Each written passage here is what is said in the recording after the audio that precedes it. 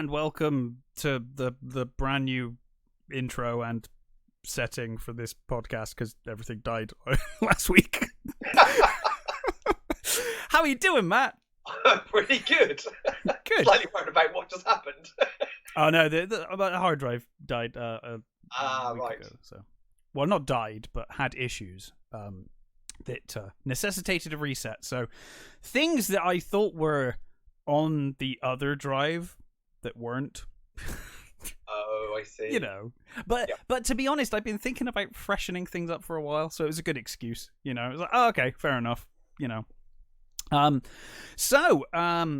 yeah, back to our usual review fare. Had loads of problems with YouTube after that, uploading The Long Kiss Goodnight. So, you know, thanks to everyone who, apparently quite a few people watched it regardless. I thought no one would watch on a weekend, so that's nice. No, I was quite impressed to see it come. Awesome movie. I had so much fun watching that. That is a really good fun movie. Oh, and also, a correction, for the gun nuts, not a Heckler and Koch MB5K, it was a Scorpion. Okay, I don't know guns, so. I mean, I'm not all good. I'm not massively knowledgeable about guns, but I do like guns, and I do. You know, yeah, like I know. Yeah, especially Western guns. I know some guns. You know, like the Walter. I'm like, okay, Bond gun. I get that one. Yeah. You know, certain guns. I know what an AK-47 you know looks exactly. like. Everybody knows what an AK is, and everybody knows what an AK is. I've watched enough 80s movies to know what an AK looks like. Exactly, yeah. Oh, yeah, and M60s and Uzis. Everybody knows what an Uzi looks like. Yeah, right. You know, so I always have this problem when, you know, you play video games now, like tactical games, and you get all these different guns, and I'm like, just tell me which one's best. Because I don't know. Just give me a sniper rifle. Yeah, whatever. Give me a shotgun, and I'm happy. And a revolver for your pistol. I'm happy then. Yeah. Well, do you want to kick us off? Sure. I shall start with the Equalizer 3. The Equalizer 3. I'm super curious. What the Equalizer 3 is going to be like. Love the first one. First one is a really great movie. Second, I like a lot. I liked both. Yeah, I liked both. I think the first one is really good, though. The second one... I think the first one is a better representation of the Equalizer. I mean, I don't think they either. They either... No, but it's that more kind of domestic, yes. You know, low-level, street-level thing. And it seems like the series is gone more towards part of this secret organization and kind of bigger scale. Like the last one had that. It was a really awesome set piece, but the set piece with the hurricane coming in and all of that stuff, and it was like, yeah, this is, you know, it's cool, but yeah, it's very cool. The end sequence is really good on that second one. Yeah, amazing. So basically, this time we've got our hero Robert McCall in Italy. And it starts with basically the aftermath of a complete massacre, with him seemingly wiped out an entire house full of mafia. Is this a starts at the end? And that's exactly what I thought. I hate it. Me too. It's not a terrible idea. I'm just bored of it. Sometimes it works. It does work. Let's you know. If there's a point to it, I think it's overused. Yeah, I agree. But no, it's not. Okay. He just murdered a lot of people. But it does give you a sort of there's a sort of mystery to the sort of why he was there, and which it explains later, which kind of worked. I kind of liked it. It did seem a little pointless, but it kind of worked for the overall story. So he's there, and he's, you know, this sort of mafioso guy, who is the boss, sort of turns up with his grandson. Yeah. And he sees all his men basically dead except for one guy who says, like, he told me to wait outside. And they goes inside, and he's, you know, says about why he's here, and, you know, you took something that didn't belong to you. I've come to get it back. Yeah. And then he proceeds to kill him, and then as he's walking out of the place, the grandchild shoots him in the back with a rifle. Oh. So he goes down. He then sort of makes a sort of, not exactly an escape, but he leaves and collapses in his car, and, you know, the car pulls up at the side of the road. Yeah. He's found by a Italian policeman who takes him to his sort of village, little town sort of thing, and takes him to the doctor there, and the doctor basically patches him up. And from there, he becomes this. He sort of, while he's recuperating in this little town, he kind of gets used to it. They kind of start accepting him as one of them. He he starts,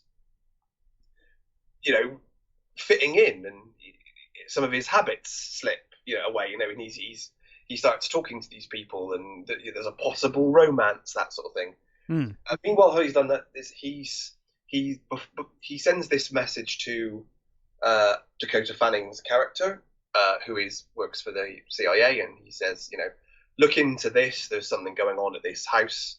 So she gets her boss, and they go over to Italy, and they go in this house where he wiped everybody out, and they find all these drugs and all this stuff, and it looks like, oh my god, they're funding some sort of terrorist organization, and there's going to be like bombings and stuff. And then basically the mafia are moving into this town, and he obviously steps up to help the people of the town. So you've got this sort of almost two-tiered thing that seems to be going on. It's a good movie, but it doesn't really stand up to the other two. I don't know why. Even from the trailer, I was kind of concerned. Yeah, everybody in it is great. Well, I mean, the main cast, they're all great. Yeah. The doctor and stuff, and Ellie. Sorry, Dakota Fanning's character is, to be honest, a bit pointless. There's a bit where there's a reveal, and you go, okay, that's why she's in it, and it's like, I mean, yeah, pointless. Her character, honestly, didn't need to be in the movie. She's kind of just there for, I guess, somebody for him to interact with every now and again. It just seems a bit pointless. And I think the worst thing is the bad guys. They're just so generic mafia. Yeah, they don't really have any personalities. They're just. That's the thing, because the villains of the first one, he's just proper nasty, and you want to see him dead. And then in the second one, you've got those personal stakes where it's it's people that knew him, people that are kind of on the same level as him, it's boss and stuff, and it's personal, and the bad guys in that, they've got personalities. You want to see them dead, right? Yeah, exactly. In this one, they're just just goons. Yeah, pretty much. It's a brother. It's two brothers. One's obviously the boss, and the other's the sort of this sort of street punky kid type thing who's collecting tributes and right. burning down houses when they don't pay up, sort of thing. The one thing that I do love is he doesn't fuck about. He basically just straight up murders them. He's not like, well, I've already moved to Italy. I'm going to wait for you to do a bit more retaliation before I come back and kill you. No. He just straight up fucking takes them out. It's like, okay, well, that's kind of cool. I mean, it's kind of against his character, though, isn't it? Because his whole character in the first two was kind of more, I'm going to give you this chance to walk away. Yeah. Here's your out. Well, he does kind of give them a choice. He does say, I know what you're trying to do. Take your thing, go do it somewhere else. Okay, so he does give them the option. But then he's like, it feels kind of half-assed. Well, I guess now he's not even in America anymore. He probably just doesn't care. He's like, I'm in Italy. I'll just go home. And it's kind of the end feels a bit like a slight anticlimax. It kind of felt like they wanted to give him a sort of happier ending, and subsequently the sort of big climatic, fight it just sort of ends on a bit of a damp squib, really, and you just sort of, is that it? Is that? Oh, okay, fine. That's where it's going to end. Because the trailer was kind of making out like this was the final, final act, right? That's I always feel with these movies is like if they survive, there's always a goddamn chance it's going to keep going. He said that it was set up as this. Yep, this is the final in the trilogy. Is going to be it. And he subsequently, as Anthony Fuqua, has come out and said now, oh well, if he's in, if Washington's up for it, we might do another sequel, and we might do some prequels. It's like, oh, for fuck's sake, just let it die. It's got an end. If Denzel's up for it, like, we're not making any more. But if Denzel's up for it, we'll make a fourth one, and if he isn't, we'll make some prequels. Yeah, exactly. It just feels a bit. Oh, just don't. You don't need to. Prequels you're to what? in danger of going. What are you prequeling? You know, exactly. Like, it's not like there's some big, massive backstory to this guy. No, we're not going to learn anything in a prequel. All you would get is basically him doing wet work jobs, I suppose. Yeah, exactly, which is boring. They could be great, but I suppose you could get his son to play him. Yeah, because he's pretty cool. But I don't know. I think they should end. I mean, it's not a bad movie by any. It's the action's still great. Denzel's still fucking great. It's just played out, I guess. It's totally worth watching. And yeah. it feels like a definite ending, to be honest. Well, hopefully it will be. I mean, I was surprised we even got an Equalizer 2, to be honest. So. Yeah, I was as well, actually.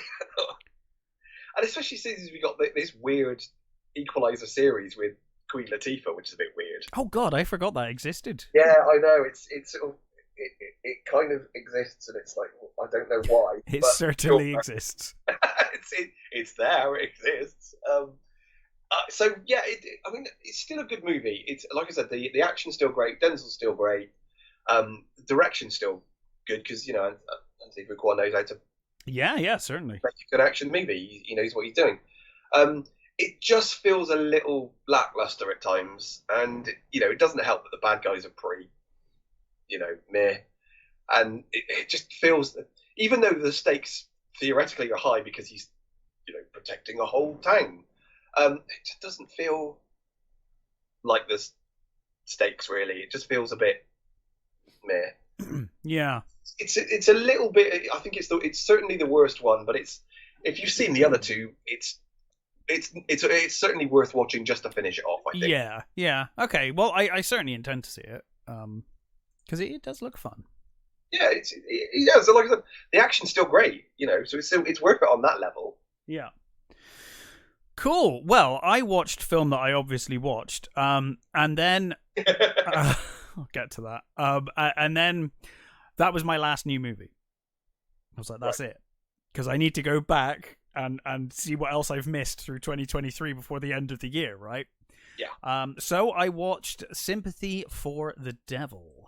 That was on my list. I did direct to it. Yeah, I was like, well, I mean, cards on the table. Butcher's Crossing is in my top 5. The end of the year, so it might make it onto my list if it's. Yeah, I mean, I was like, well, Butcher's Crossing is almost certainly going on my list at this point, unless something comes along. You never know. But I was like, well, I had so much fun with that. Let's see the opposite end of Cage, and watch Sympathy for the Devil.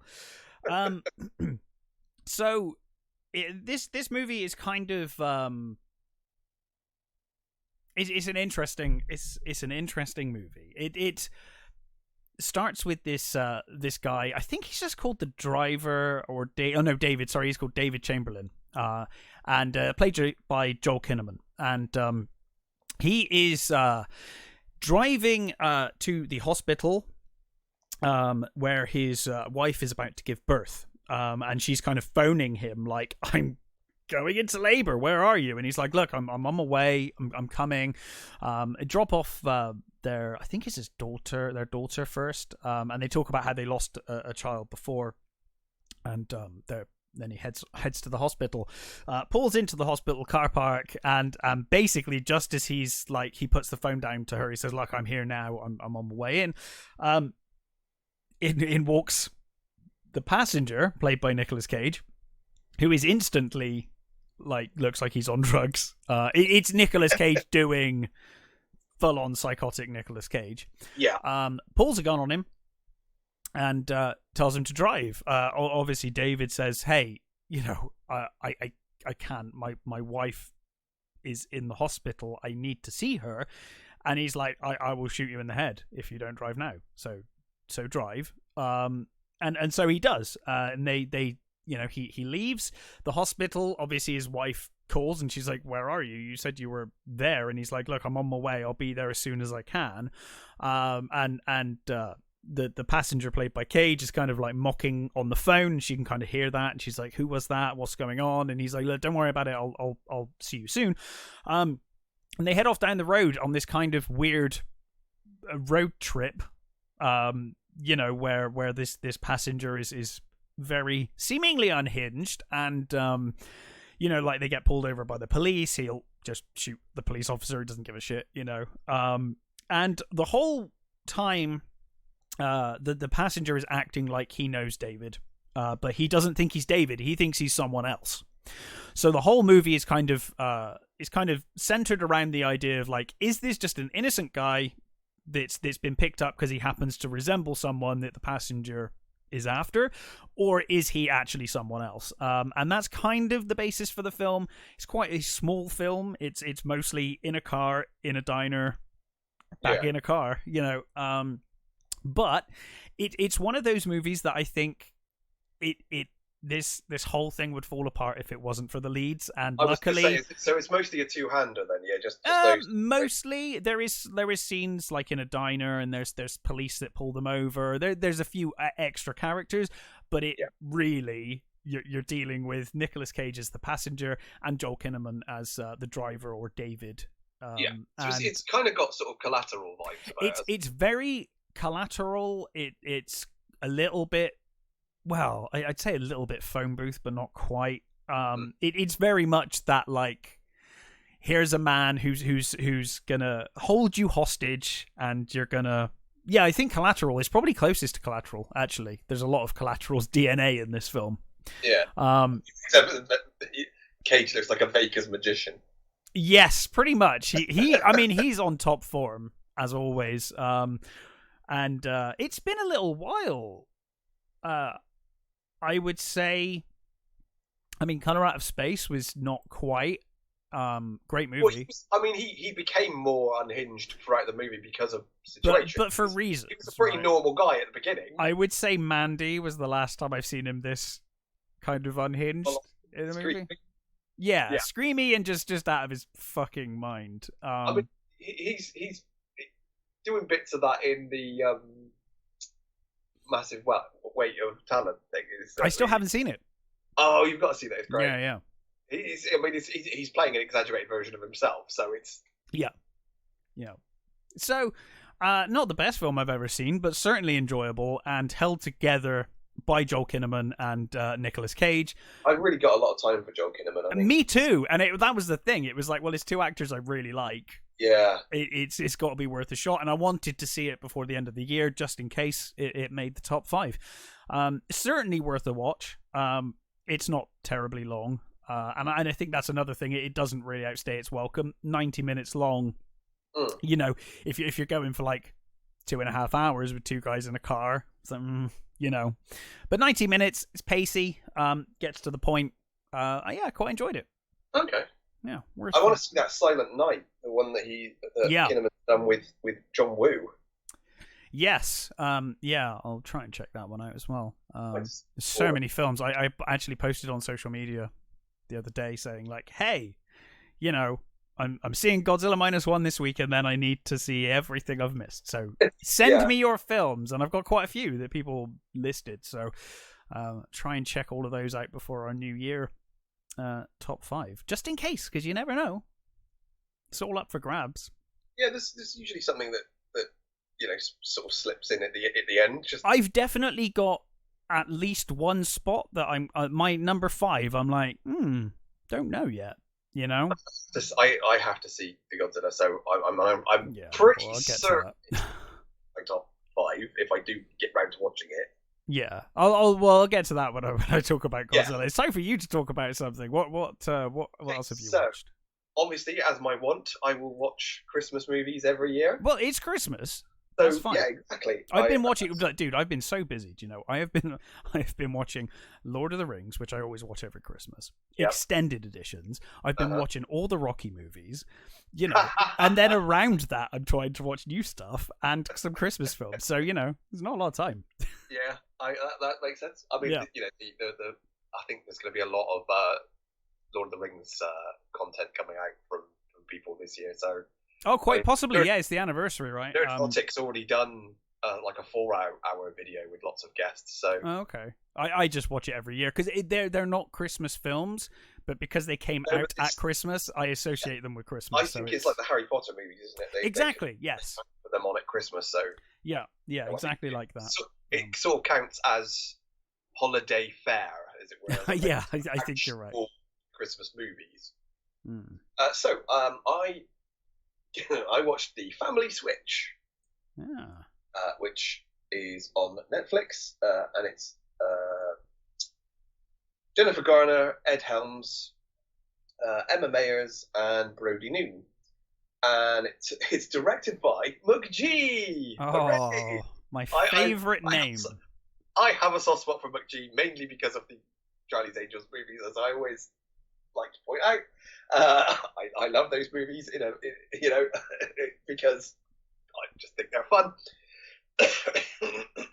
At the risk of being offensive, that's not his real name, is it? That can't be real. Honestly, don't know what his real name is. I mean, it could be his actual last name. I need to see a birth certificate, or I will not believe him. Anyway, McG is Joseph McGinty Nicol. Yeah, that wasn't gonna sound as cool, was it? So that makes sense. McG sounds just as it sounds like I don't know. It makes me think of like Very McFly, like it's like some terrible boy band or something, you know? Yeah, it sounds to me like a very bad white rapper. Oh yes. He was responsible for Supernatural, right? I think, which I enjoyed for 5 seasons. It was good. Okay. I think he did quite a lot of that. I could be wrong. But anyway, so yes, here we are, the Family Switch. Producer on the Winchesters. So basically, it's we've got your mum and dad and their 2 children. Yeah. Who obviously they're a drifting family. A family that are drifting apart because obviously kids are into their social media and stuff, and what the boy's like maths genius and is totally inadequate at school among his peers, but he talks to sort of ancient professors about math problems and things, and so it's incapable of socializing but genius. The daughter is super duper football girl. That's English football, not American. She's super duper sporty Soccer. And into her social media. She's on her phone, and the dad is a music teacher who was a I'll get to the joke about that his band in a minute. He was once in a band, and he left the band to pursue a career and and a family, and the wife, who is an architect, who's busy mom, who doesn't seem to have time for the children like she should, and all that that sort of usual sort of stuff.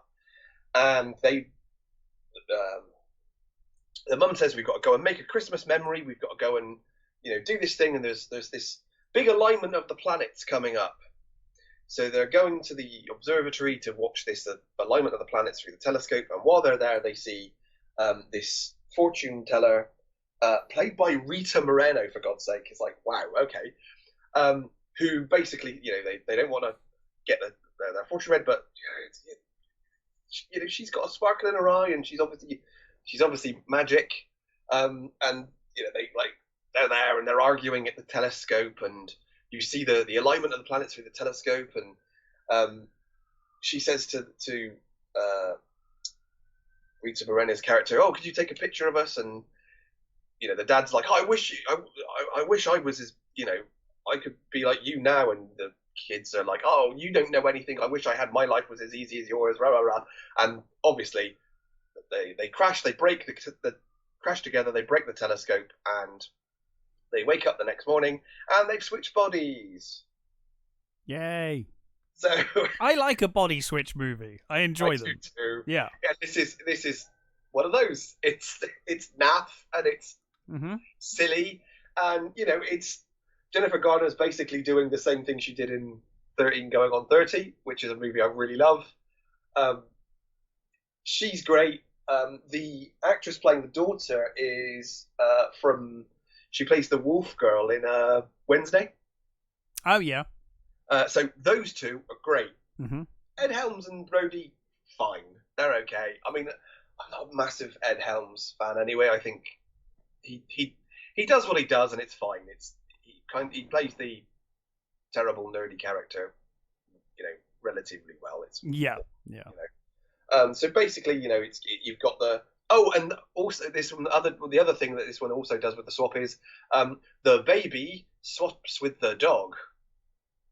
So you get this slightly cringy CGI baby running around like a dog. Oh god. Leaping about like a dog at some point, which is like ooh, weird and creepy. And there is, I mean, it's kind of funny when you see the dog on the potty. Yeah. I mean, it looks terrible CG wise, but it's kind of funny. They do make a joke about. My brain can't help but think that God, it's such a fucking ridiculous film. It doesn't matter. Yes, exactly that. Because I was like, surely if a baby swap with a dog, your like anatomy is you'd just die, wouldn't you? Like with that, how would that? You wouldn't even know how to function. I mean, I don't know. It wouldn't know. But whatever. It's a stupid joke. It's fine. Yeah, it's a. They do and it's a Christmas movie, and when it's a Christmas movie, the rule is if it's a Christmas film, you have to be far less harsh on it. That's the rules. You switch your brain up a bit more. Yes. Oh, that's what we've always said about. Yeah, absolutely. And it's got a pretty, the cast are all pretty good. So, Jennifer Garner's, as I said, kind of just doing what she's done before, really, which is in a better movie. I might add, it's a much better movie. There was quite a funny joke about when they're all talking about the swap, and they say this has never happened before, and then they mention sort of like jokingly all the other movies that they've done it, but not as movies. They just mentioned the titles as sentences, which was quite funny. But there was this really funny one which I thought was funny, but not, I think, in the way they intended. It was that so Ed Helms was supposed to be in this when they get to the point where other kid the kids are like seeing that, oh, actually my dad was actually quite good, and the daughter sees that her mum actually made all these sacrifices for this family. It's not just she's not the robot I see her as, and all that sort of stuff. There's the boy is in the sort of toilets, and he hears his dad's students talking about, hey, wasn't he in this band, like a really cool band, and like, yeah, wasn't it like Black Sabbath or something?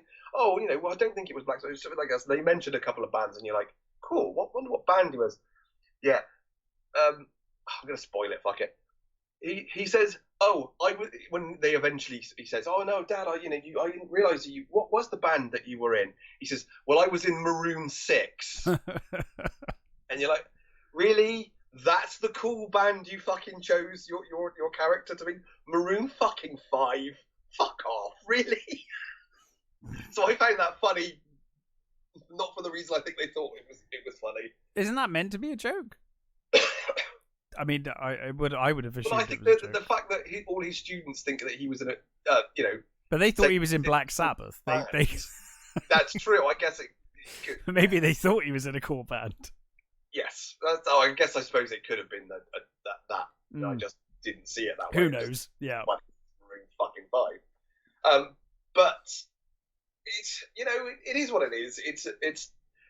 It's got all the beats that you expect from a swap movie. There's the daughter trying to give her mum's presentation, and then the mum trying to date high school student or something. Yeah. Yeah, there's all that, those sorts of there's all those bits, and it's okay. As a body swap movie, it is not up there with, you know, Mother gets offered weed Right, by yeah, other students. Oh my god.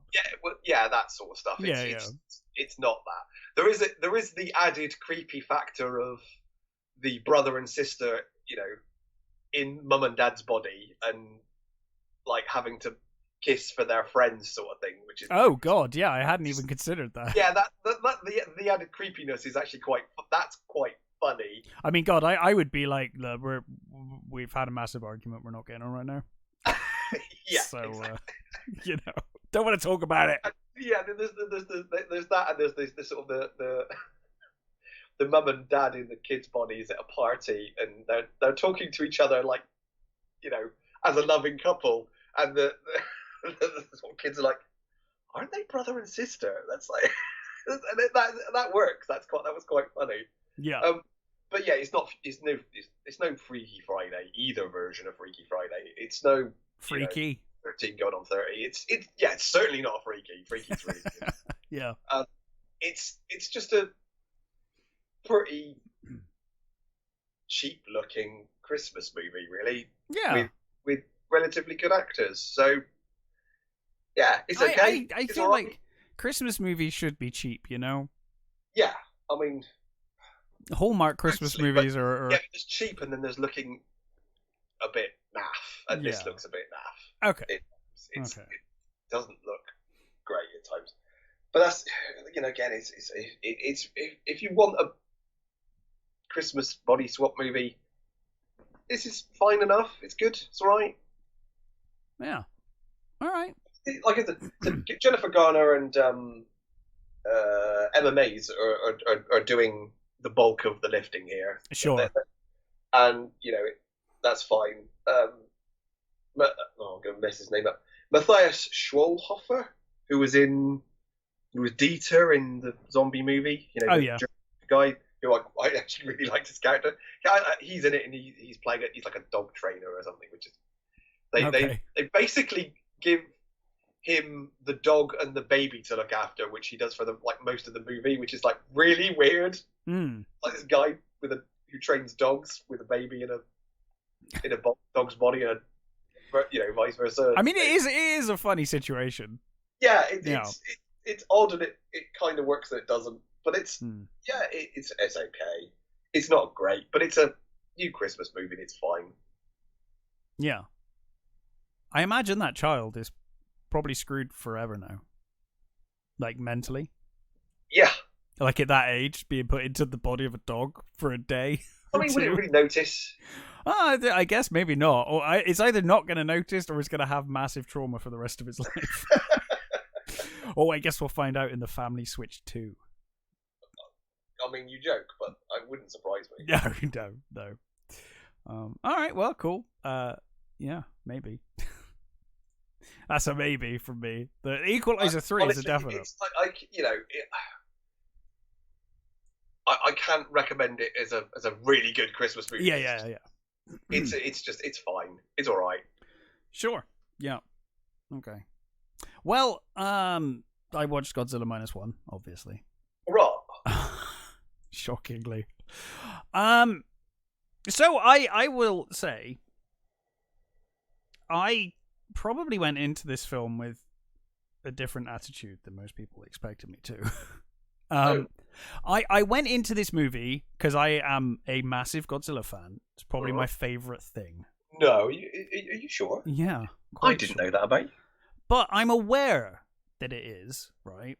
And so I went into this, I went to the cinema with friends, and I was like, okay, but I know I'm going to enjoy this movie, right? It's kind of like a given that I'm going to enjoy this.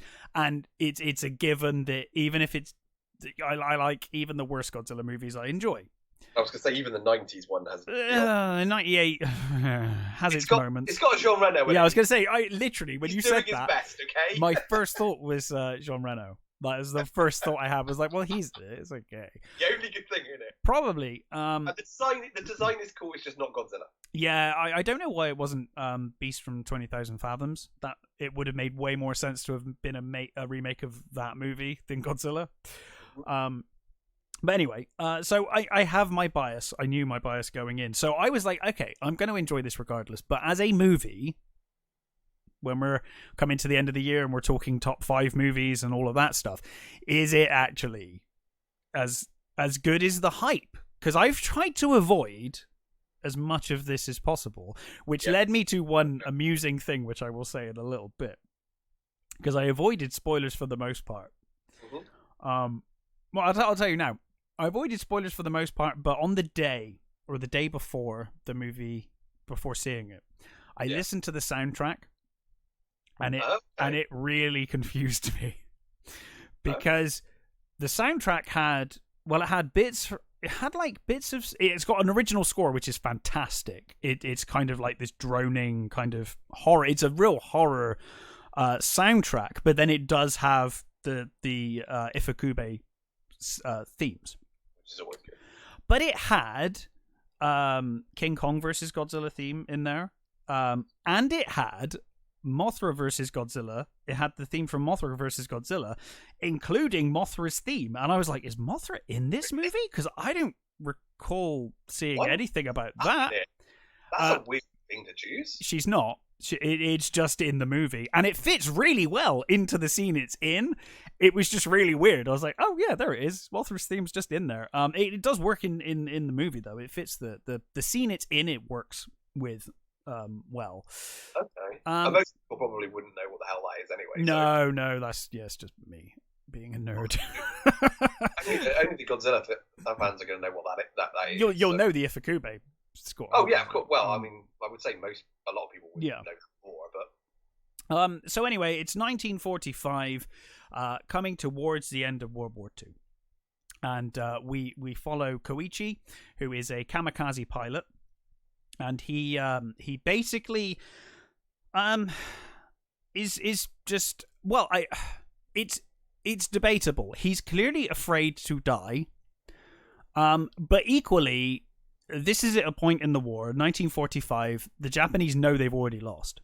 Mm-hmm. And so there is this thought of like the government and in fact the mechanic he lands on Odo Island, and basically there's a small group of mechanics there, and he basically lands saying, look, there's technical problems with this plane. I can't fly it properly, so it needs to be fixed before I can kamikaze correctly. And so the mechanics look at it and it becomes very clear there's nothing wrong with it. And this lead mechanic, he kind of sits with Koichi because Koichi kind of walks off and stares out to sea, and he's clearly very emotional, and the mechanic says to him, like, I understand. And Koichi's kind of shocked, but he says, well, look, Shikishima is his name. He basically says, look, oh no, sorry, no, it's Koichi Shikishima is Tachibana. Sorry, Tachibana. He says, like, look, I understand because our government know we've lost this war. Like, it's like dying with honor, but there's no honor in dying for no reason. Like, you're just gonna die for literally no reason because we've effectively lost.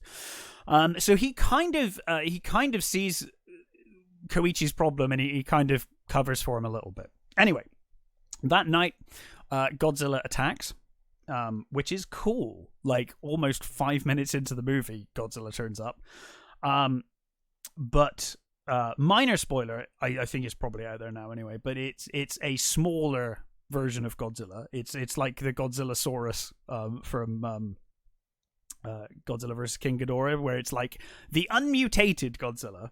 And he basically he is much like in 1954's Godzilla, where he is the this creature that they all worship on Odo Island, and the locals are aware of Godzilla, and they in the 1954 version they sacrifice people to Godzilla to keep him peaceful when the fishing's bad and all of that, so that they can get more fish.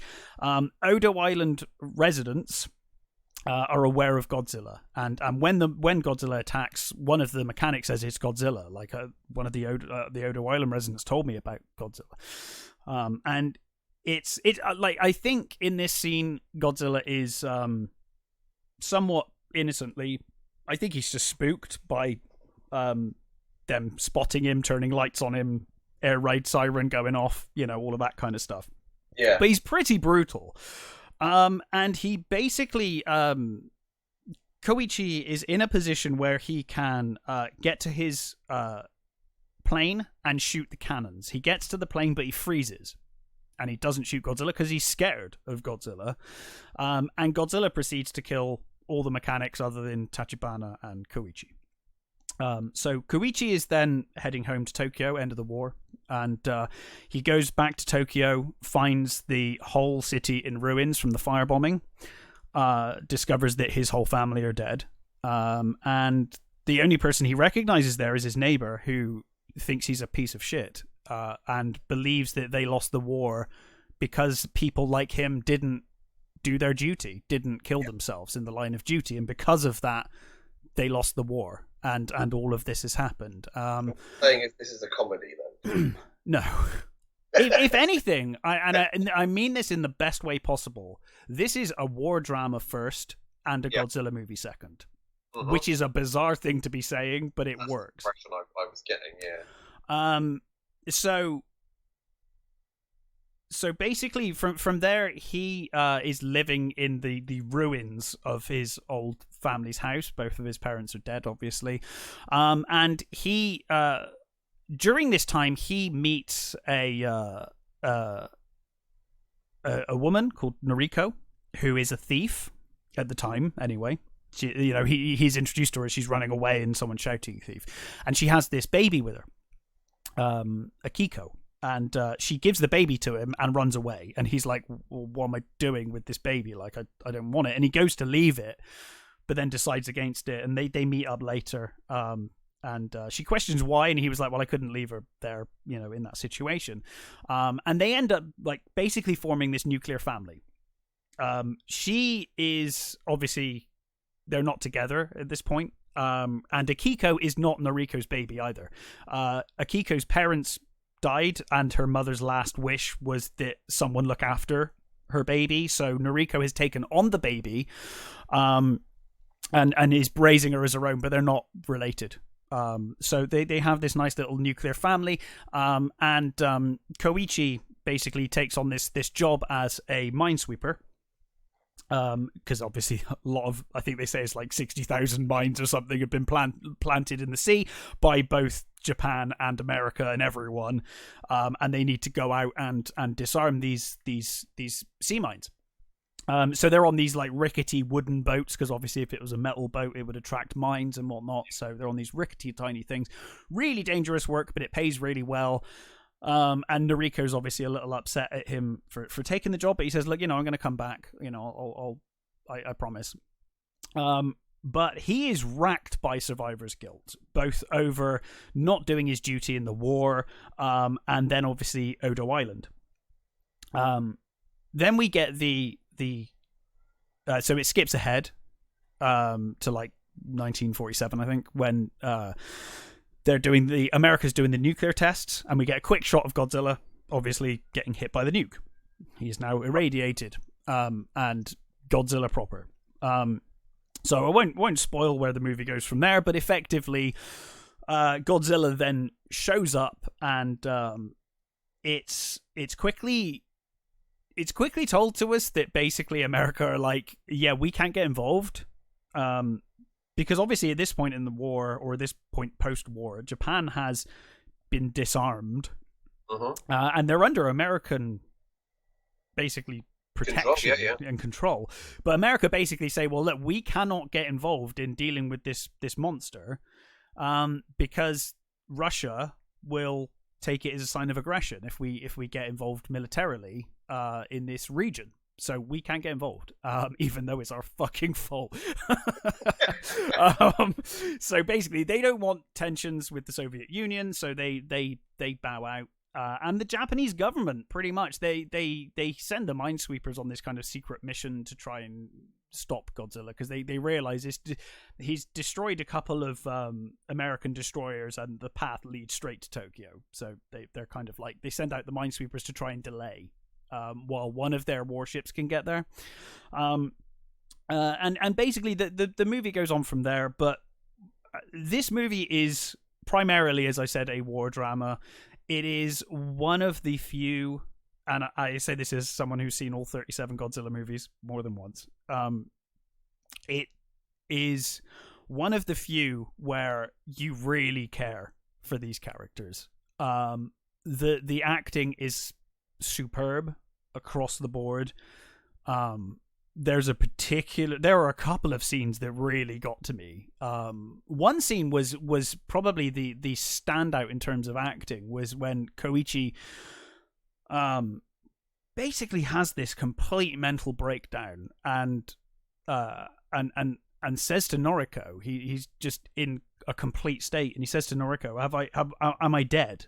He's like, he thinks he's dead or that he's about to die. He thinks he's basically on Odo Island or about to kamikaze, and he's living out this dream nightmare in his final moments before he dies. And he's completely broken by the war, let alone Godzilla turning up. He's just broken by the war. In fact, at one point he says to his parents, he's like, his dead parents, he's like, dare I dream to be happy with Noriko, who's moved in. And then obviously Godzilla attacks Tokyo, and he sees that as like, I can't be happy. Like, this is my punishment. I have to just live with, misery, and I'm gonna, and he kind of takes it on himself as like a personal mission to take down Godzilla, as he failed to do originally. So he's now blaming himself for all the Tokyo attacks as well that Godzilla's doing, because he could have pulled the trigger of his guns on his plane.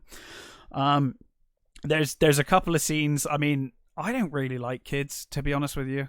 But fuck me, this kid is adorable. That's for sure. This kid is adorable. There's two scenes where Akiko cries, and they're heartbreaking scenes. Like, it got to me twice. Both times it got to me. This movie, the characters in this movie are fantastic. The little girl in the new ones is pretty good. That little deaf girl, she was great in the yeah, she's great. I forget what her character's name is now. But yes, but yeah, Akiko is adorable, and the actress who plays her, I mean, for her age, fantastic. I hope they didn't actually like upset this child. Do you know what I mean?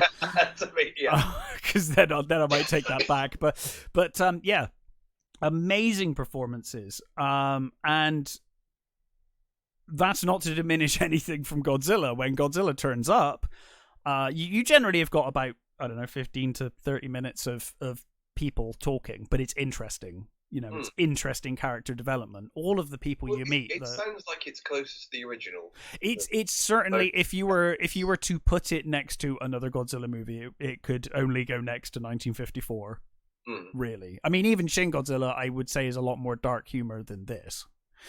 This has got humorous parts. Like, you meet the crew of the Minesweeper are quite funny together in that kind of camaraderie kind of way. There's a few bits of levity, but it's a dark movie. It's a dark, serious movie.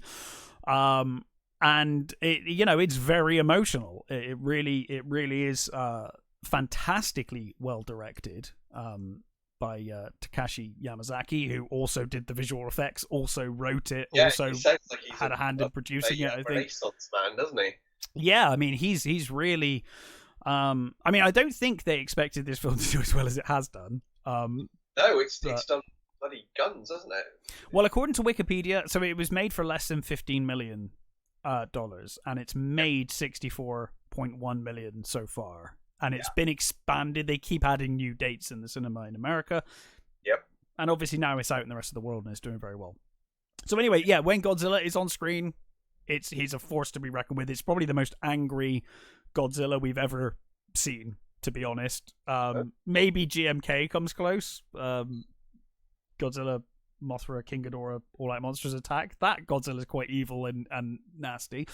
But this, yeah, he is just savage. And in a Godzilla movie, you're like, yay, Godzilla, right? Just want to see Godzilla smash stuff up, because that's half the fun. And it is half the fun in this movie. But honestly, after the attack on Tokyo, and I said to Ben as we left the cinema, and he was like, I'm so glad you said that, because I almost leant over to say that to you. After the attack on Tokyo, I was like, yeah, Godzilla needs to fucking die. Like, they need to fucking kill this creature. Like, it is like savage, Yeah, it is a tremendous film. It is the Wrath of Khan of Godzilla movies, where you know, well, I guess I actually no, I take that back because obviously 1954 is the same, but what you have here is not just a good Godzilla movie. It is a fantastic film. I mean, it's always good when you give a fuck about the humans. Rarely happens. You don't want, to be honest, most Godzilla movies, we don't want the humans anyway. We're just there to see. Certainly the American ones. I mean, the Japanese ones have had some good characters, but nothing, you know, again, it's still Mostly all about the monsters. The kaiju kick the shit out of each other. Yeah, and here you're going long periods without seeing Godzilla, and you don't need to see Godzilla. You know, I was glued to these characters and their struggle. It's almost like it's a great war movie, and then it's a great Godzilla movie as well. It's the best of both. That's something. That's a pretty good feat to pull off. It's honestly, I left the cinema quite shocked at just how good it was. I was expecting to enjoy a Godzilla movie, and obviously I would have done anyway. But this was far and above beyond what I would have expected. I'm so glad I avoided most of the spoilers and just kind of got to enjoy this for what it was. The visual effects are unbelievably good for the budget.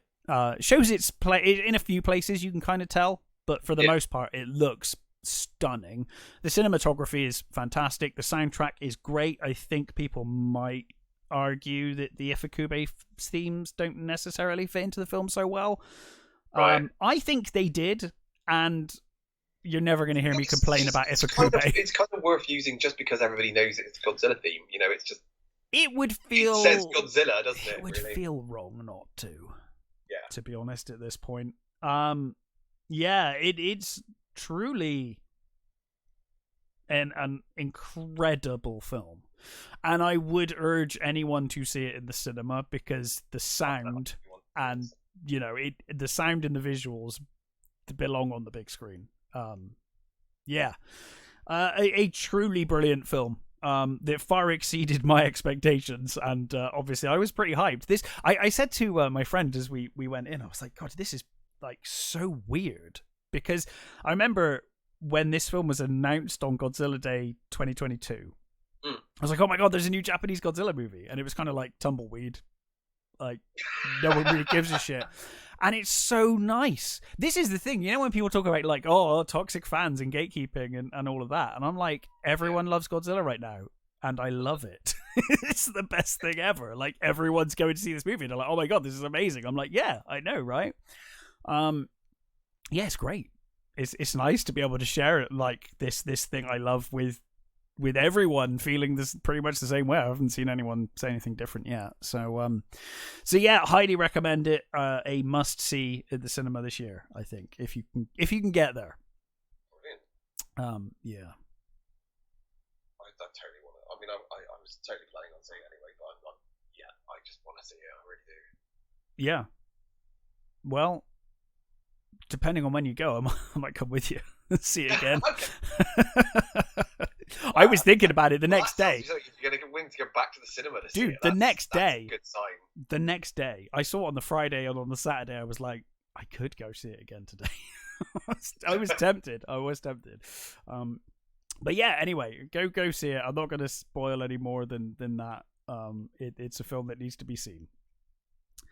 If I had one criticism, I think it is, and it's not even, I don't even know if it's a criticism, it's just the way that Japanese make films, particularly these days. I would have personally liked to have added another half an hour to let scenes breathe a bit. Okay. It does that Japanese, I mean, you know this, like the kind of that very fast pace that Japanese filmmakers do, where it kind of goes from thing to thing to thing to thing to thing. We cover a lot of time and ground very quickly. And I would have liked to have seen a little bit more time to let things breathe. But there may be a director's cut at some point that kind of does that. Who knows? But yeah, I can't recommend this film enough. So, what else have you watched? The other Christmas movie I saw. Your Christmas or mine too? The sequel. Now, you covered the first one last year, right? I did. I covered the first one last year. So, which basically was the, rich boy and poor girl sort of meet and become boyfriend and girlfriend, and through a mixed thing, through they basically they're going to their parents for, they're supposed to be going to their either parents, their own parents for Christmas, but they decide when they're on the trains that actually wouldn't it be a good idea to surprise, my partner if I go to theirs instead. So they both obviously they miss each other. They end up so that's the first one. They end up at the other's house for Christmas, and then obviously they all come together. The rich kids are lured from yes, and the poor is a working class. Dad's an ice cream salesman and all that sort of stuff, and you've got that usual beats, and I pretty much I really enjoyed the first. You did. I remember you had a really positive review. I'm curious how they do it again. How does Kevin McAllister get home alone twice? What's the setup? Time, they are going to Austria for for Christmas, right? So, Asa Butterfield's James, his dad, played by Alex Jennings, is brought home his new is bringing his new girlfriend, played by Jane Krakowski, who's in really great actress from Kimmy Schmidt and Ally McBeal and 30 Rock. She's really I will say she's bloody criminally underused in this movie, but she's the new American girlfriend for his dad, and obviously she's this award-winning writer, and she's one of those sort of crass Americans, rich Americans, and you've got David Bradley is the sort of his grandfather.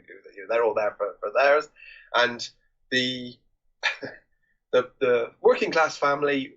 You got Daniel Mays as the dad and Andrew Griffiths as the mum. They're there. They've done. They were offered, I think, by the rich people to stay in the hotel with them, but they said no, we don't want charity. We're not a charity, So the dad does a deal, and he did a deal with a guy down the pub sort of thing, and he's got a place that they're gonna be staying. So obviously at the airport that gets switched. So the working class family go in the big bus and end up in the swanky top of the line hotel, and the rich family end up in the terrible rickety hotel hell Volvo and end up in this barn sort of thing in the middle of up a mountain. That's good. That's good situational comedy as well. Yeah, that works. So it's you've got that sort of. That's what the sort of SWAT switches this time. Mm-hmm. And you've got your usual beats of there's a mix up with a ring, and Haley wedding ring. No, there's a joke about that, but no. So Haley's obviously they've got the wrong luggage, and Haley goes into what she thinks is James's luggage to get something out, and in the wash bag there is a diamond ring, and she said to him, "Oh, I just want a Fitbit for Christmas." So he's got her a Fitbit. And she says, all I've got for you is a card, but it's what's written on the card. She says that will make it a great thing. So she thinks he's going to propose to her, and obviously he's not doing that. But you get the big mix up, and James's ex. Well, it's his. I don't think it's his ex girlfriend, but it is this posh girl who turns up, and they've known each other since they were kids, and the insecurities kick in. Yeah, she's going to be the bless her, the poor girl doesn't really get much to do, but she's got the sort of, she's there to do the whole oh, he loves her, not me thing, and Yeah. that sort of stuff, and oh, it's so you get all those beats, and you get the usual mistaking stuff, and you get the rowdy drinking competition, which is quite funny. Um, it's not as good as the first one. I think the first one is better. David Bradley gets underused. Jane Krakowski gets terribly underused. She does get a chance to sing at the end, which is, I fucking love Kimmy Schmidt. Kimmy Schmidt's great. Such a good show. she's brilliant in that. She's brilliantly awful in that. Mm-hmm. In that yeah. Series. Daniel Mays is doing his best dad thing, and Angela Griffith's doing her best mum thing. So you get all those things. If you like the first one, you're probably gonna like this one. It's kind of more of the same, just a little bit lesser. Really, Mm-hmm. it's not as good because it's kind of just them going through the sort of similar things on holiday. Yeah. And you get and you've got the the granddad guy from the who was pork pie from Desmond's and stuff. Who's great to see him. Still kicking around and stuff.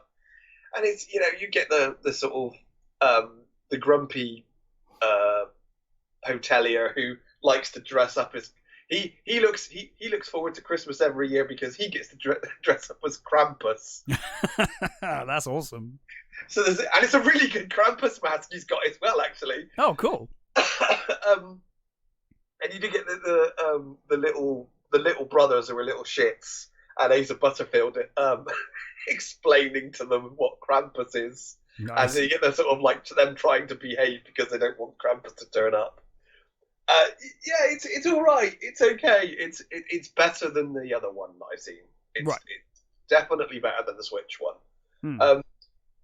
Again, mainly because the leads are charming. That goes a long way. Exactly. Asa Butterfield and Cora Kirk are really sweet. They're really doing their best to make this work. Everybody's really doing their job. It's kind of like a Hallmark movie with better actors. Well, that's fine for Christmas. That's all you want. It's a fairly decent Hallmark Christmas movie with slightly better actors than usual. Because let's face it, most Hallmark actors are not great. No, well, they're usually washed up actors. That's usually the Hallmark thing. You get they're either up and coming or washed up. Yeah, it's one of the occasional one that's okay, but mostly the cast are pretty terrible. But no, it's a pretty good, solid Christmas movie that's not going to ruffle any feathers or it's got all the usual beats that you're going to expect from a Christmas movie, but it's because of the leads, it's that much better. So and especially if you've seen the first one and you enjoyed the first one, I think you'll enjoy this. It's more of the same, and it's Christmassy. What more can you ask for? Well, yeah, that's it. And I guess next year, if they do another one, can you do another one? Well, I think there's a if they do, how would they do it? There's a hint. Oh, what they do they hint at a sequel? Kind of. Wow. Okay. It's not really a spoiler. Well, you can tell us. You can spoil it next year. I don't remember what his real name is. The guy who was Pork Pie. Hang on, let me look him up. Ramjon Holder. Mm-hmm. He basically says when they're on a plane at one point, and he says, I'd like to go home for next Christmas.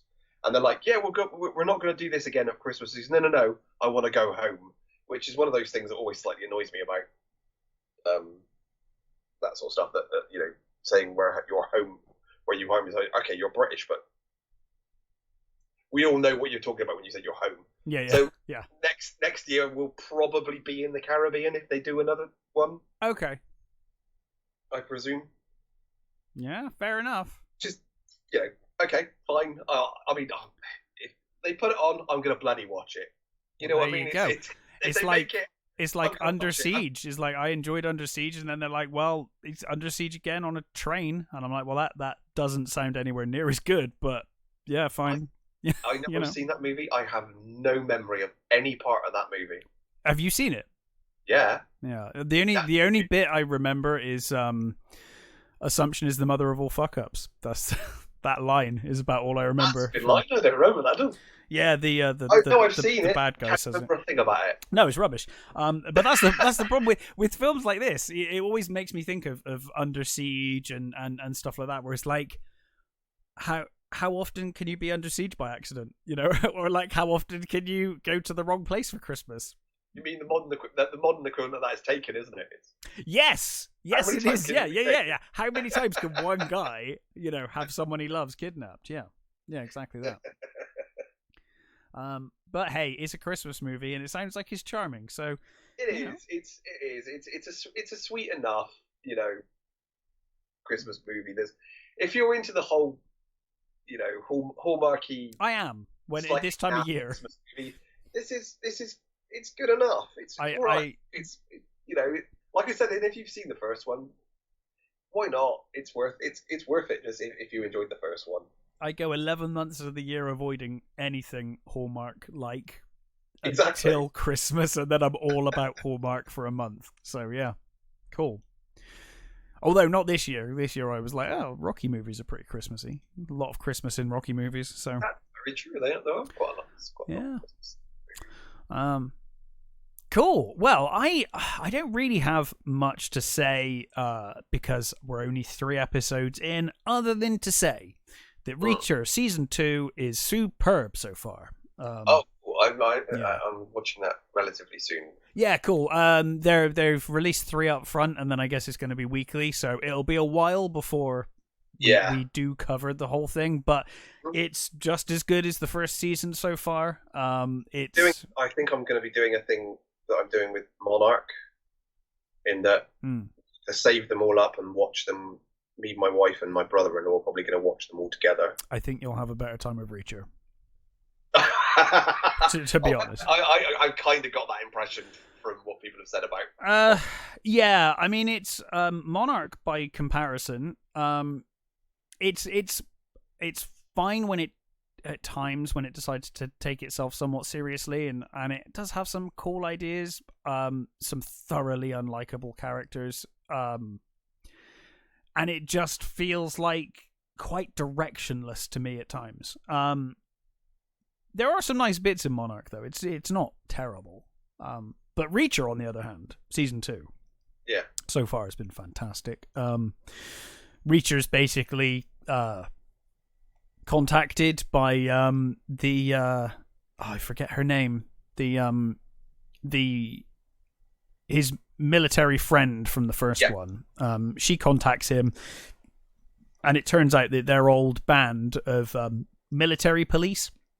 He basically founded this military police group, and someone appears to be killing them one by one. So it's the mystery of that.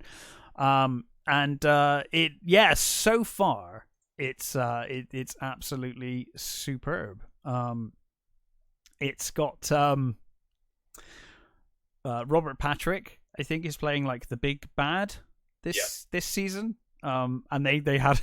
I mean, I appreciate it. I was waiting for it to happen, and I was pleased with the payoff. Well, they do a Terminator thing. They do a Terminator thing, but they did it. It was good. They did. It was good. They book into a hotel, and Reacher, I think, says some. I think he's a football player or something. He is like an alias of a football player. Right. And she's booked in under Sarah Connor. And the henchman's like, oh, the big guy and her have booked into this hotel under pseudonyms. And he's like, oh, this character, this football player. And the guy's on the phone to Robert Patrick's character, and he's like, who's Sarah Connor? And Robert Patrick's like, who gives a shit? I don't care who fucking Sarah Connor is. Just go and get him. I was like, that's quite fun. Like, it was a nice nod. It wasn't too like on the nose or anything. It just it made me smile. But yeah, if you like season 1, you'll love season 2. So far, it could shit the bed next week, but so far, it's been superb. So yeah, we'll circle back to this when it's done, because I guess by then you probably will have seen it as well, and we'll review it properly. So, what else have you watched? So I basically gave a chance to something called Silver and the Book of Dreams. which is a German movie, basically, Yeah. set in England. Okay. German funded it's or sorry. the German? It's an Amazon movie, so I don't know whether they. I presume it's I guess Amazon Germany. Okay. Yeah, I yeah. don't know. Well, I'm assuming Amazon have conquered most of the world at this point. So it's based on a book, I believe, a German book. Hmm. It's a young adult sort of thing. So we're introduced to Liv and her sister, who are coming on the Eurostar to London, because their mum has basically met a new guy, and they're basically moving in with the new family, and the dad here has got a son and daughter. Right. Daughter is awful. The son, What, awful as in the character's awful or the actor's awful? Oh no, she's great at being awful. Yeah. Yeah, she's a terrible human being. She's just a bitch. Cool. And they're still grieving for their father who died in an accident.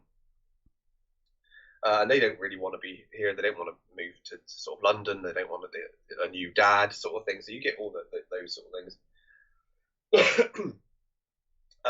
And you see what on the trip over, Liv has a very vivid dream, sort of life, if you like, where she's sort of trapped under ice and she's drowning, and that's obviously her fear is that, right. And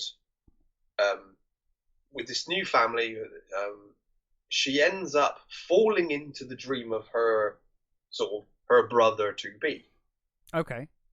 And she finds out that this him and his group of friends, they've got this book that they found, and it basically tells you how to make your dreams real, sort of thing. Get the okay. sort of, and it says basically it's supposed to be you need 4 blokes and a maiden, which she points out is sexist, and it's like, okay. Uh-huh. And I got to the point where I was like, is this going to be one of those movies? It's like, no, it's okay. Well, she's not wrong. They don't. Yeah, it's a silly thing, but it's like, don't make. Yeah. Make a big fucking thing of it. But again, it's quite natural. They don't, thankfully. And it's quite natural that someone might say that. Yeah. So they, there's a missing girl that they find as part of this group, and she ends up going through there's this like dream corridor with all these doors, and you can go into people's dreams if you have like something that belongs to them, like right. If you like an anchor. So if you've got like an item of clothing or something that belonged to that person, you can go into their dreams and you can sort of witness what's going on there. And there's this sort of thing about the dream book that she points out. It's like, well, this can't be, there must be a downside to this. And they're like, no, it's fine. There's no downside to it. Of course there isn't. No, it's going to be a really boring film where there's no downside to it. Exactly. She's like, there's got to be a downside to this. And she discovers there's a downside to it. And, there's this sort of thing that you have to, if you, whatever you do in the dream with something else, your deepest fear will also come true. So whatever, if you one of them wants to be class president or something, and his deepest fear is basically to be pantsed on stage, okay, yeah, humiliated on stage. Obviously, it gets more serious when your fear is, drowning in ice. Yeah, I was going to say that's not the worst fear to have. I mean, exactly. So you've got that, and she also discovers that I'm afraid of being pantsed on stage. Well, I'm afraid of being flailed alive. Exactly. Yeah. So there's on a scale of 1 to 10. Yeah. So you've got the sort of that. Those are the sort of stakes. So obviously the missing girl turns out that she was part of this group. She was the original maiden, as it were. Right. And you subsequently find out things about her, and then there's a bigger thing, like not exactly a prophecy, but there's a bigger thing that can happen if this you know the situation is right. There's certain things you can do, and you can and the dreams will come true, and the bad things will have been reverted, so the bad things won't happen. Okay. But there are stakes that I'm not gonna yeah give away because this sounds fun. Sounds fun. Yeah, it's pretty good. The Jenna McKinnon, I think, is a German actress who I think she's working in a second language here, and she's really good. Actually, I really thought she was a really charming lead. The rest of the guys are all fine. They're all I think mostly Irish actors by the looks of it, and they're all doing their what they do in these teeny movies. Mm-hmm. It's okay. It was all right. It was your standard sort of teen movie. You got the will they won't she get with this one of the boys, and there's the usual sort of beats that these things hit. That seems to be the word. The beats seems to be the word of the week. It was okay. I really enjoyed it for what it is. There's some nice dream imagery. Especially with the sort of like on a beach with these waves that are frozen and stuff, and it's and he's not pushing any sort of like what's the dream within the dream thing, the Nolan movie, Inception. It's no Inception. It's like it's not that level of spectacular, but it's pretty sweet. It's presumably got a fraction of the budget as well. Exactly. In fairness. But what I think the budget must have been for this movie, I think that they did a good job. Yeah, they've done pretty well, and it really does benefit the fact that the lead is very watchable and very very charming. The sort of the even though I'm not going to spoil it, the things that I thought they were obvious, but maybe people who haven't seen more, a lot of these sort of teen movies won't know what's coming. But I think the twists are like, okay, yeah, I saw that coming, that's fine, and it's okay. It doesn't really matter that much. It's just when they do come, they're like, okay, fine, yeah, that's exactly kind of what I was, and it works all right. It was actually a very enjoyable teen movie. I quite liked it. It's again, it's not going to be on anybody's bloody.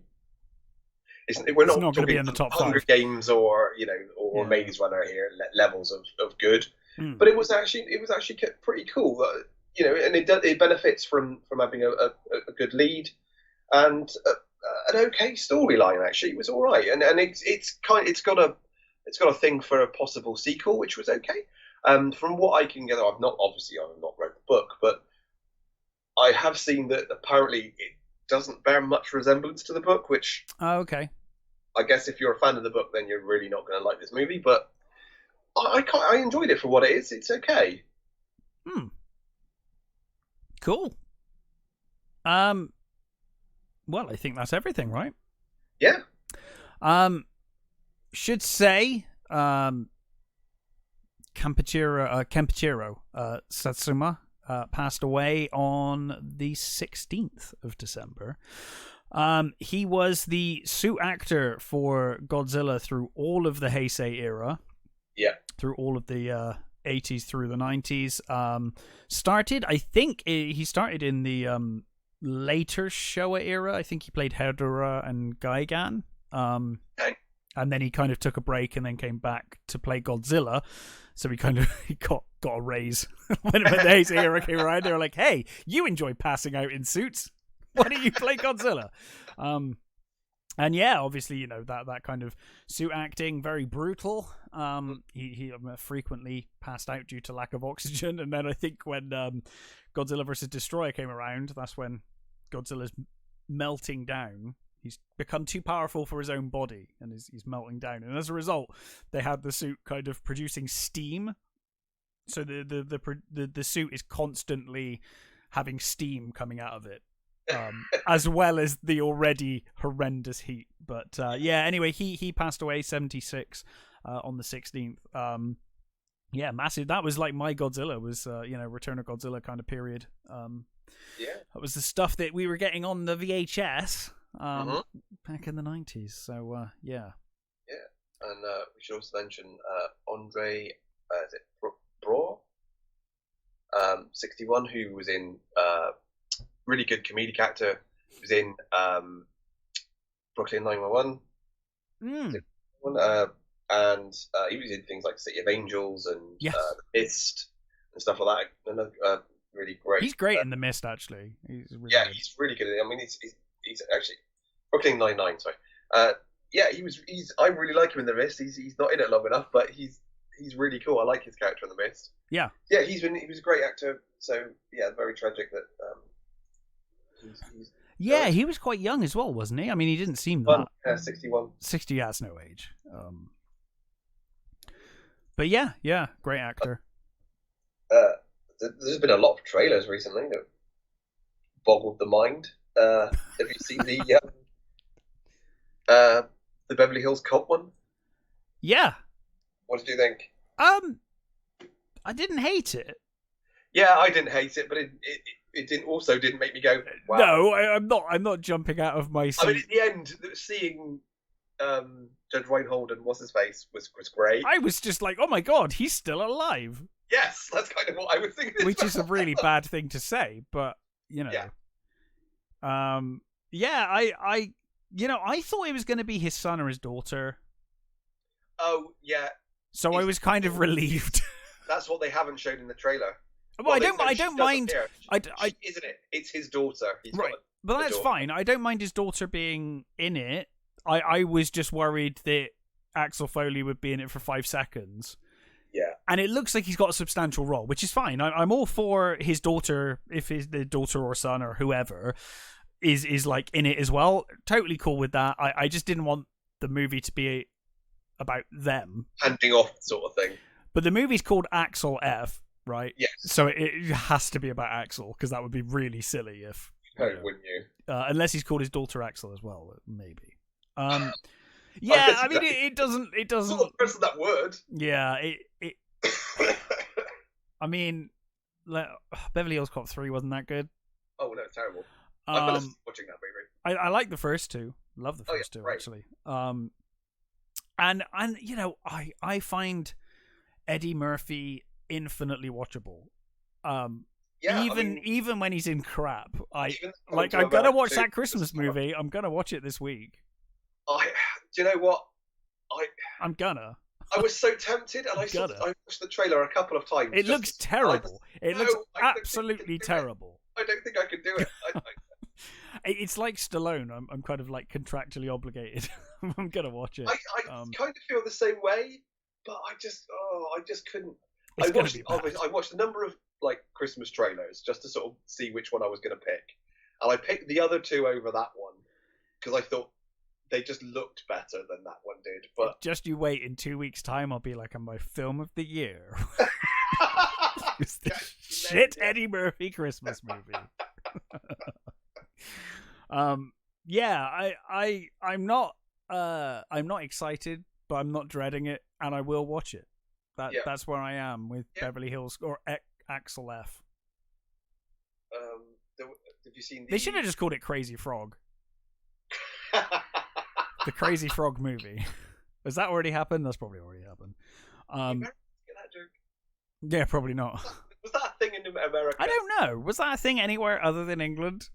We got this fucking frog that was really fucking irritating, but what everyone's dad thought was the coolest thing ever. Yeah.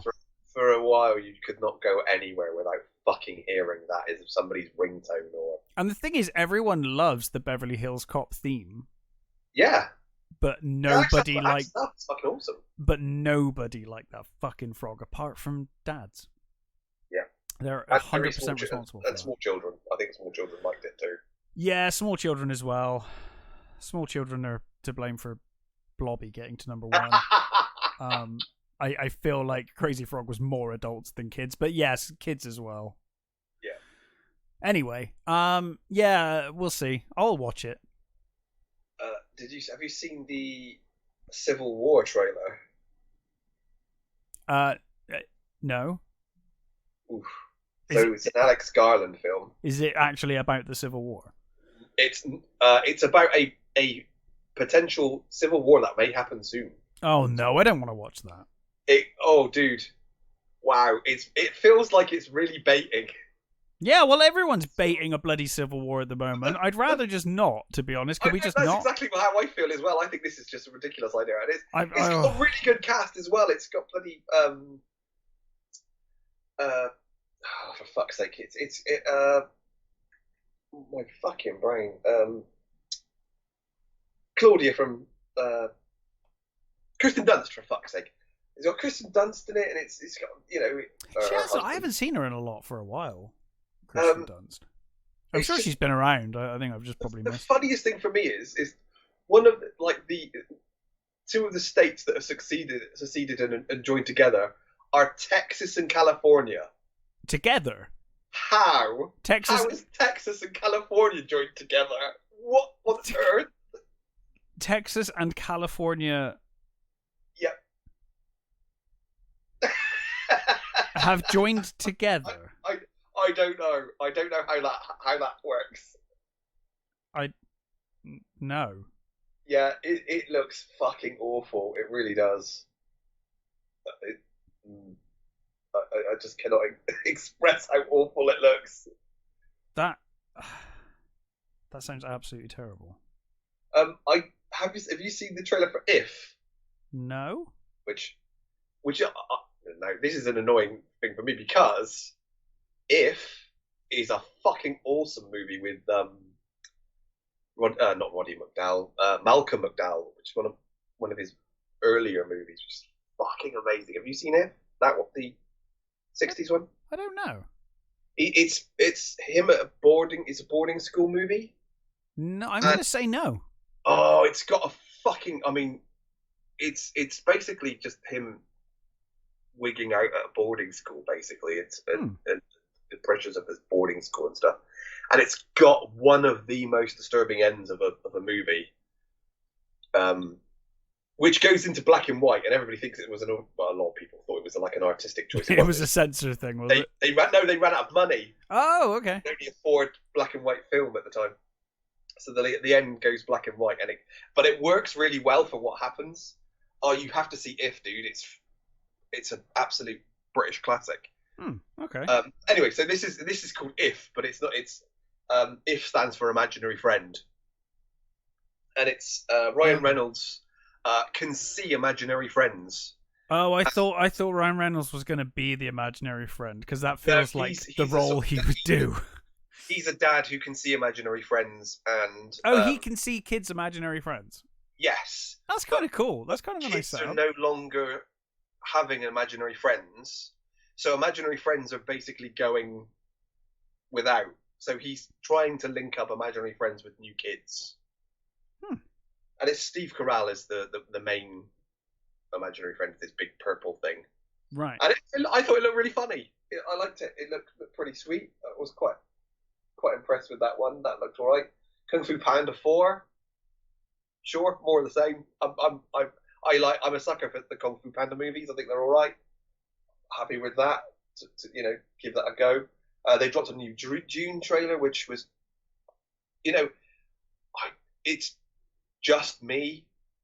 I know. It's like, yeah. I don't know why I don't have any excitement for it.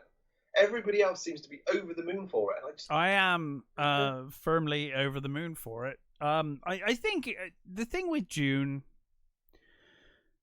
is, I think it depends on your interpretation of the books and how you see the books. And books to film is always awkward anyway. Yeah. And then I think there are people like yourself who fell in love with Lynch's June. Yep.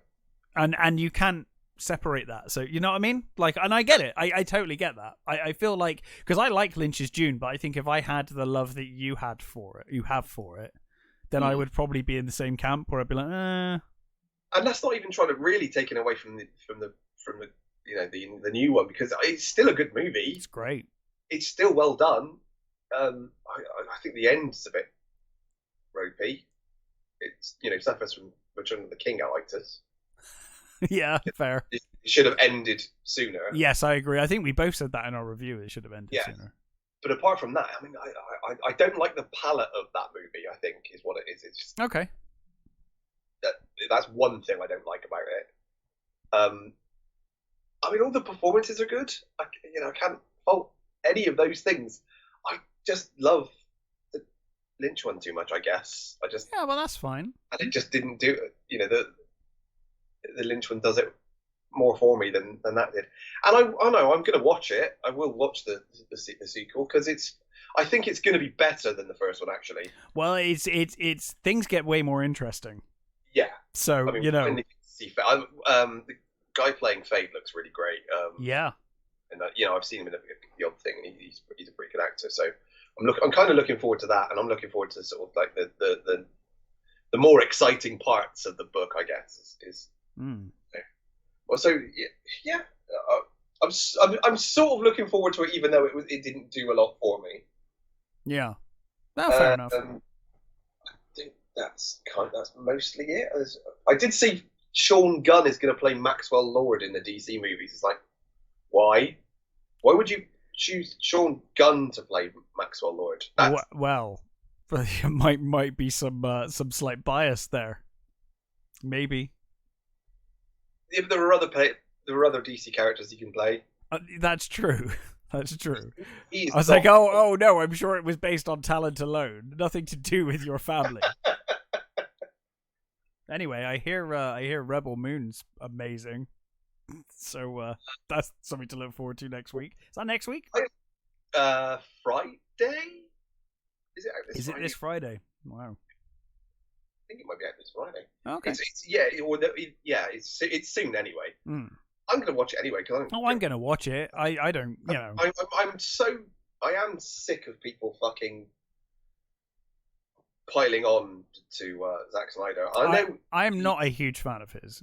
I know he's not terribly taste, and I know he's done some shit movies. But I'm still movie-wise, I'm still. I think he's got a great visual eye. Yes, I like his visual, style, and dude, I have a confession. I'm going to give it a go. I want it to be a good possible new franchise, but no, I agree, and hopefully it will be. So that's the thing about the reviews that are coming out at the moment. I don't know whether it's just people dogpiling on Zack Snyder and saying, the media hate him anyway, right? So sorry?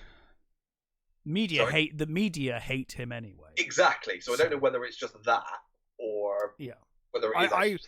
I must admit, I wasn't blown away by the trailers at all. No, me neither. But I'm certainly going to watch it, and I'll give it a go. I mean, fuck me. His Justice League was definitely an improvement over Joss Whedon's Justice League. So, there is hope. I love his Dawn of the Dead. Good movie. Yep. Watchmen's fucking awesome. Yes. Yeah. Watchmen's fantastic. Very good adaptation. I don't care what anybody says. The adolescent in me loves Sucker Punch. I fucking hate Sucker Punch. I think we've had this conversation before. Yes. Many times. I think that is the root of my my dislike of him. Actually, I still haven't fully forgiven him for Sucker Punch. One of these days we'll have it out, and I'll get over it. I'll speak to Zach. We'll have it out. Yeah. We'll see. It could be good. Doing a Death Stranding movie. A24 is doing it. I couldn't be bothered to play the game. Certainly can't be bothered to watch the film. Played the game. It looked like all of Kojima's bullshit packed into one game, and I was like, no. I actually was really enjoying it. Good. I've heard good things. It was just one of those that I was like, no. I have an allergic reaction to games where my only job is to take something, pick it up, and put it down somewhere else. Yeah, it's mostly that. Yeah, that kind of game, and I know a lot of people love it. I get it. But he's fucking pretty as fuck. Yeah, I'm sure. Yeah. I mean, Kojima's engine, is that the Fox engine? That is a gorgeous engine. It's got a really nice atmosphere, and the visuals look great. I stopped playing it not as a sort of, oh, I'm going to stop playing this because I don't like it or whatever. Yeah. It was one of those things I stopped playing and I was like, oh, I'm going to go back to it. And just didn't. And I just haven't. I do that all the time. And at some point, I really want to finish it. I think I drive Ben a bit crazy because I do that thing with video games that a lot of people can't fathom people doing with books, where I go from game to game all the time. I'm playing about 6 games at once, and I just kind of rotate and just keep track of where I am with each one. But yeah, a lot of people hate that. So I'm good at dropping a game and coming back to it later. But I can do that. I don't mind that so much, dude. I've got a confession to make.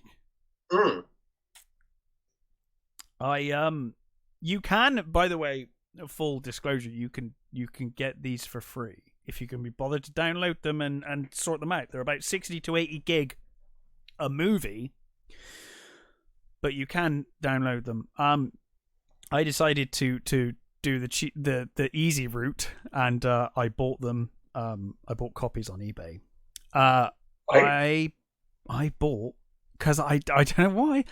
I was playing fucking Dark Forces, and I was like, oh, I used to like Star Wars. Okay. I bought copies of the despecialized 4K 77 project Star Wars trilogy. Okay. And I've fallen in love with the original trilogy again. Only the original trilogy. And I'm like, I've never fallen out of love with them. I did. I was done with all of it. I was fucking done with Star Wars. And something. I will admit, I haven't. It's been so I would watch those movies every year, and it's been a couple since I haven't actually. I think the last time I saw any of it until the other week was when we reviewed Empire a couple of years ago. Yeah. But this is, oh my god, it's so good. It's so lovely to see these films as they were. So they've cleaned them up, haven't they? What they've done is they're the original. Their goal, the goal of the project, is and their rule is kind of like the rule for emulating video games, where they're like, you need to own a copy of the Star Wars trilogy to download or have these, right? But they you can get them for free if you want. They're in 4K, but like I said, they are 60 to 80 gig a download. Or you can go on eBay and just pay some fuck to do it for you, which is what I did. But basically, what they are is they are lifted from the original film. So the original films, as they were played in theaters, they took those films and they have basically cleaned them up a bit. Obviously, they don't really need to. They're not upscaled because it was filmed in 4K originally. Obviously, film is 4K. So they are as they are. And in fact, it even says on their website, and I noticed it watching it, they're like, there are bits in this film where it goes slightly out of focus. And that's because that's how it is in the original. I was going to say, I distinctly remember there's a couple of bits in the original. And they were like, we've not cleaned that up. The whole point is that this is as you would have seen it in the cinema. And I tell you, there's a scene where the X-Wings are banking that goes out of focus. Yeah. And the thing that is most noticeable, aside from, obviously, I actually still own the DVDs with the bonus disc that had the original cuts, but they weren't cleaned up or anything like that. But I will say the first thing that really jumped out at me watching these was the color grading is so vastly different in later versions. That original color grading is so much better. Like, I don't know why they ever... I mean, it's. I think that original trilogy, probably more than any film series ever, has had way too many unnecessary fuck arounds, over the years. But yeah, it's been great. I've really enjoyed it. I've been watching Star Wars again. I'm really enjoying it, and I didn't pay Disney any money for it, which is nice. I remember the last time I watched the original version. Well, I know the last time I watched Empire was with you, or not with you, but for this podcast. Whenever we did that, it was a year or so back. I think so. Yeah, it's got A to couple be of years ago now, probably. 3 years, maybe. I think it might have been like pre-pandemic. I don't know, but yeah, I think it was. But that was the last time I saw Empire until now. But yeah, it's been really nice, kind of seeing that magic again of the original trilogy. And I'm gonna leave it at that. I'm like, no, that's it now. I'm happy. I've got Despecialized on Blu-ray, perfect quality. I don't need any other Star Wars in my life ever. I'm done. I mean, did you hear what? Oh my good lord, Kylo Ren actor. What he said recently about what the plan was for his character. Adam Driver. Adam Driver, yes. Sorry, it was bugging me that I couldn't think of his name. Then it was bloody memory. Yeah, I did see that. It sounded like he had a really interesting character arc that they just didn't bother with. It was basically going to be the opposite of Vader's. It was going to be started out, conflicted, and then ended up true evil, the true evil Sith, which I thought was interesting because that kind of goes back to Lucas's kind of poetry and rhyming and the idea of that opposite. I really like that, and it's one of those things when you see the trilogy, the sequel trilogy. And obviously, it's obviously never had a plan, right? I mean, that's just blatantly obvious to everyone to see. Yeah. But you are like, why did these amazing... Because all of that cast are so talented. And you're like, why did you sign on to this? I mean, I get it. It's Star Wars, so I guess there's that. But when you read... Let's face it, they were...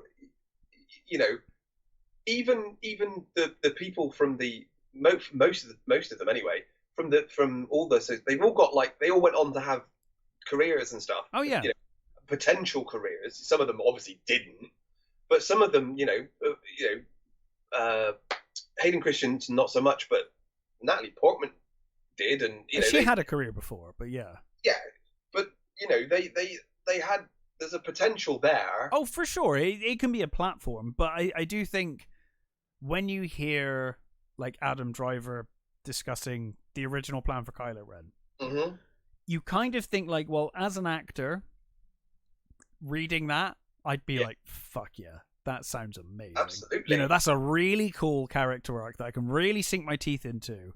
And it's kind of heartbreaking when he was saying in that interview, like, I tried to keep that continuity. It was kind of like, even though they completely ditched the entire story and it all went to shit, I still tried internally to keep that character together in spite of everything, and Adam Driver is a terrific actor, so and well, so is Daisy Ridley. Actually, I keep meaning to watch that film. There's a film from this year starring her that I keep meaning to watch.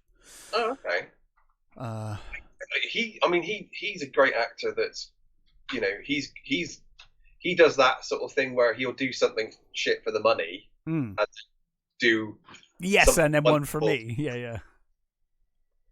Wonderful that he wants to do. Mm-hmm. So he's one of those actors, which I admire that. I like. That's a Nick Cage type thing, isn't it? That do something shit so that you can do something that you really want to do. Absolutely. So we knew that they fucked up. I mean, look how the Daisy Ridley thing. How many times she said? Well, at one point, I think she even filmed scenes where she said, "Oh, at one point, oh, for fuck's sake, what's his face was going to be my father, Obi-Wan was my father and stuff." And you think, well, what happened there? Why did that happen? I mean, I'm glad that didn't happen. It would have been Ryan weird, Johnson happened. Yeah, there were plans. They obviously had plans originally. So, but anyway, we can all just enjoy the original Star Wars trilogy. We can. Still magic. Still wonderful. I take it back because I'm sure I said on this podcast I was like, I don't even want to watch the original trilogy anymore. Yeah, you did. I take it back. Now that I've rewatched it, I was like, no, actually, that original trilogy is great. I'm not watching anything else, but that original, because I don't even like the prequels. So, but the original trilogy, I like prequels more than you do. So yeah, I don't like them at all. To be honest.